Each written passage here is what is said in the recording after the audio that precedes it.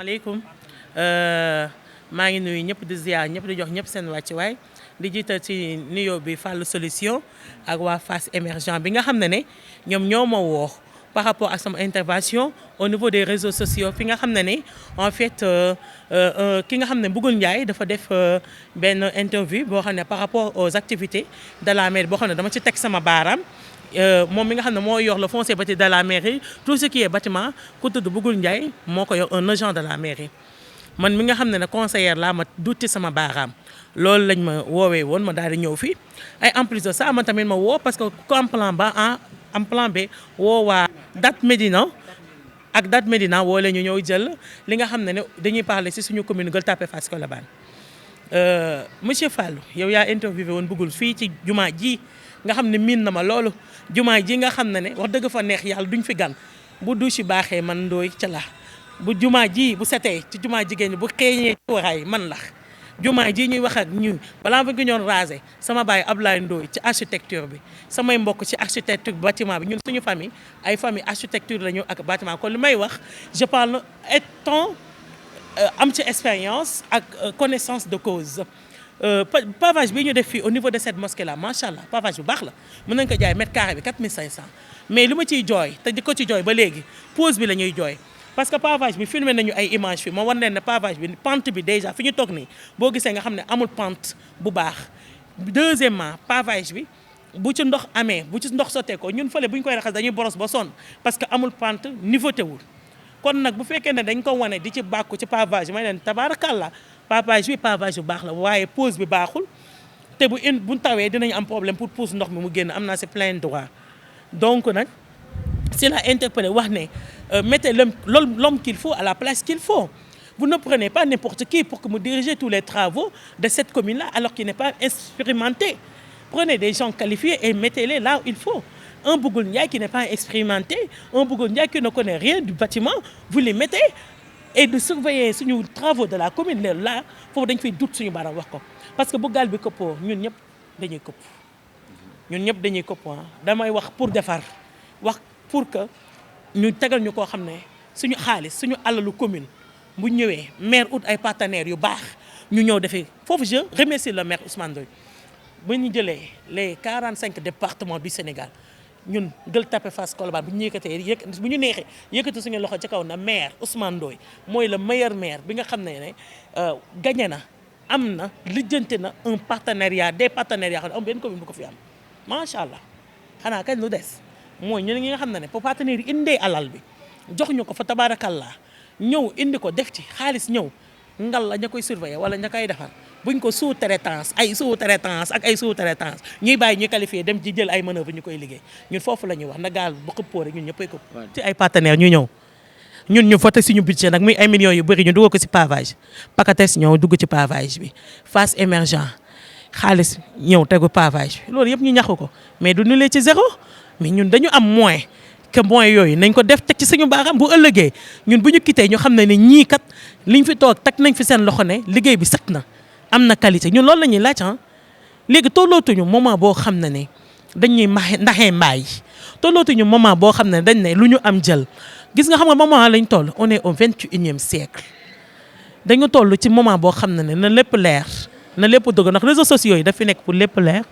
pour lépp dëgg communication bi ñuy def nii je te remercie Fallou Solution parce que fii day permettre ñu waru woon liggéey dañuy liggéey gis nga lii day permettre lii nga def nii je te le remercie au plus profond de moi parce que ñu waru woon liggéey dina liggéey je remets en cause ay diplômes je remets en cause ñi nga xam ne jël na leen moom ñuy liggéey ak moom parce que bëggul bu fekkoon ne moom c'était dafa jël def génie civil buñ la posé lee bu baaxulee di nga ne baaxul kat buñ la posé lee homme de terrain liggéey ka dëgg day sol ay sécurité am ñëw taxaw ne li nga may liggéeyal baaxul bu fekkee génie civil la dem nañu doxantu tuuti ci pavage bi parce que bu fekkee da nga commandé pavage qualité bu bon balaa ñu la koy indil di nga ko testé bu fekkee ne dañ lay posé balaa ñu la koy defal di nga def benn 10 mètres carrés nga xool ndax test yi baax na wala baaxul man doomu entrepreneur la su ma nee Ablaye Ndoye Fass Dolom ñëpp xam nañ kan la. par des partenaires avant Bougoul Ndiaye y avait Latir Diagne moo commencé terrain bi bu baaxee Latir Diagne la. Bougoul xam nga lu mu fi def les grilles yi lañu def te grilles yi ñëpp a ngi koy méttulu ndax nee nañ li ñu fi def giri yii nii xale yi dinañ si gaañ ñëpp xam nañ ne giri estat lii ñu fi piqué nii boo leen dégloo yi ñu fi piqué ci kaw lay nekk du nekk ci suuf kon terrain bi bu baaxee nii dama naan grâce à Latir benn ñaar terrain bi sant yàlla ah parce que en fait amuñu fi woon li te maire dafa ut ay partenaires ñu ñëw di ko liggéey léegi nag finition yi bëggul moo ko yor nañu xaar finition yi lu muy nuroo finition yi lay xaar mu ñu instant bii nii bu ñu nee salta yi nit ñi ñoo ko fi def par indiscipline ñu ñëw nekk si douche yi tëdd fa parce que liggéey bee tardé amoon du ma tudd Touran y avait un partenaire bu ko bëggoon defar remettre ñu les clés au mois d' avril terrain synthétique gazon synthétique clé en main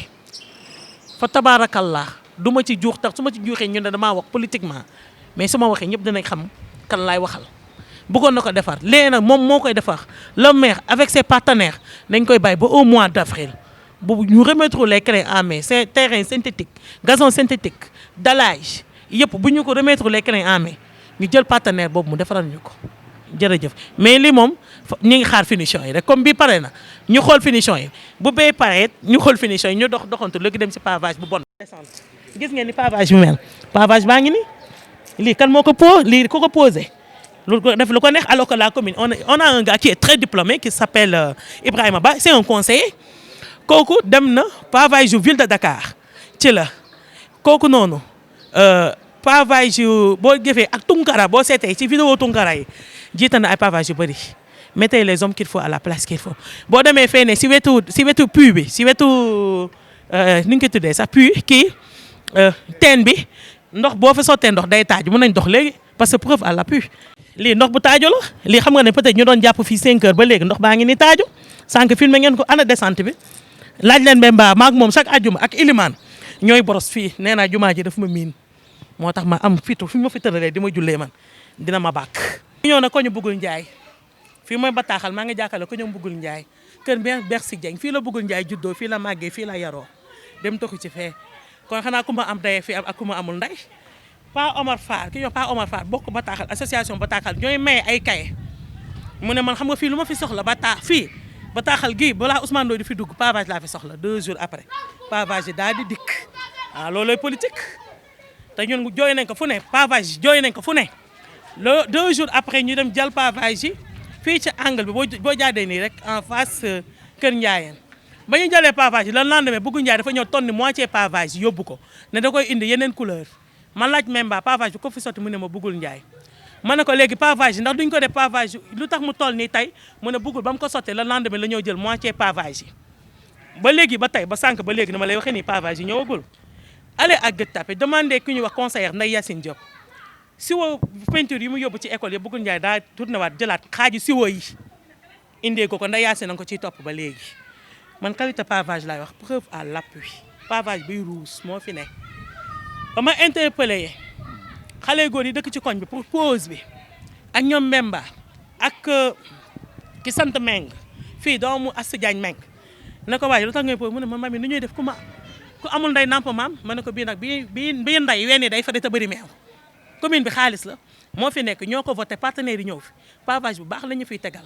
fii du nekkul ay ku ma am nday ku ma amul nday déjà pourquoi ñu commencé fii. léegi yow yan firnde nga am que ni pavage yi baaxul da nga ut benn expert. wala yow expert nga en matière de pavage pour mën a wax ne lii baax na wala baaxul léegi yow loolu fan nga ko teg. j'ai eu mon doctorat en génie civil sans pour autant passer par l'université ni les écoles nee naa la sama baay mooy Ablaye Ndoye baayam mooy góor naalu dégg li ma la wax toute l'Afrique de l'Ouest boo demee du sabab dañ na la kër yi nga fiy gis yëpp foofu tegee sa loxo ñu ne góor naaru Ndoye moo ko tabax si loxo boppam ba suñu kër nga teg fii station yu bëri ba Mali Burkina Cameroun ñu ne la Ablaye Ndoye sama baay ma ne la jàkk ji ñun xam nañu bu baax dégg li ma la wax doomu technicien la sama papa bu bëtam sëggee maa koy bindal devis laa la wax de ay fer de 6 fer de 8 dégg li ma la wax de lépp laa la wax ci bâtiment su ma ko amulee diplôme damaa judd ci famille boo xam ne ni ci la ñu màgg man xaalisu génie civil moo ma ngénte xaalisu entrepreneur moo ma ngénte xaalisu maçon moo ma tudd. maçon doon na xam nga booboo gën a garaaw ndono deret booboo gën a garaaw bi nga jàng ça coule dans mes veines ñëpp xam nañ na togg ma maman était la première femme pâtissière du temps de Sam j'ai la restauration qui coule dans mes veines mon papa dans le bâtiment j'ai le bâtiment qui coule dans mes veines. Il y a le ciment, le fer et la farine qui coule dans mes veines.